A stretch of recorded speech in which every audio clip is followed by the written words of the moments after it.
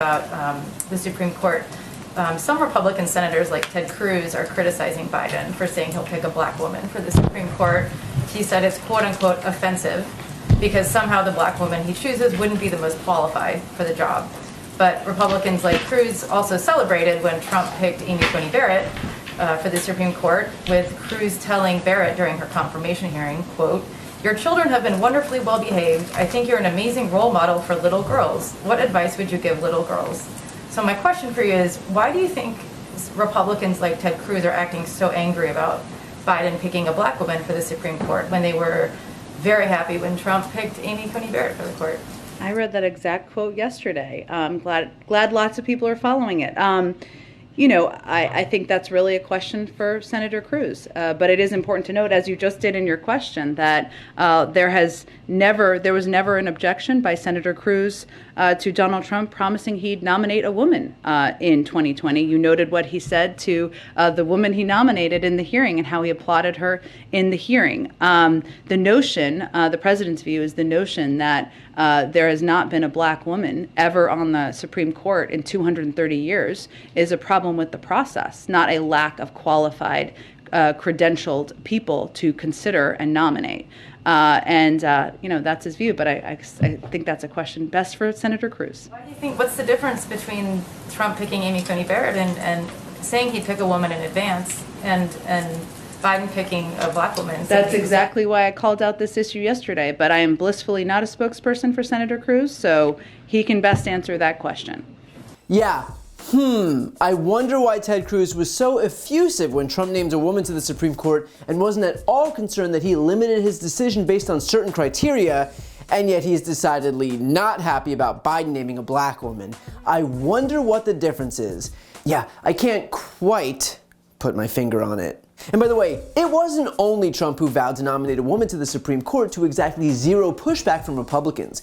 Even as far back as Reagan in 1980 also pledged to nominate a woman. In other words, using restrictive criteria is absolutely nothing new. And in fact, it's long since been celebrated as a way to make the bench look more like the United States looks, which is to say, not all old white men.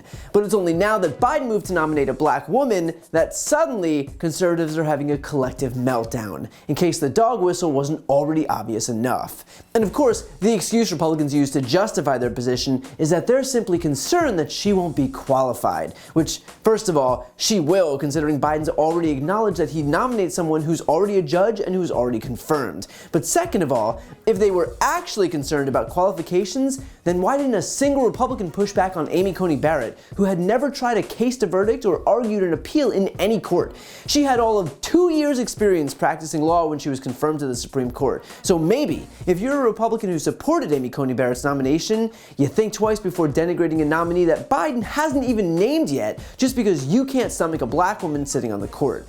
A black woman, by the way, who we all know is going to have sterling credentials even despite the transparent Republican fear-mongering. And just one more point. Here's the actual moment where Ted Cruz first voiced his opposition to a black female nominee. Listen to what he says. Biden, the fact that he's willing to make a promise at the outset that it must be a black woman, I got to say that's offensive. Right. You know, black women are what, 6% of the U.S. population?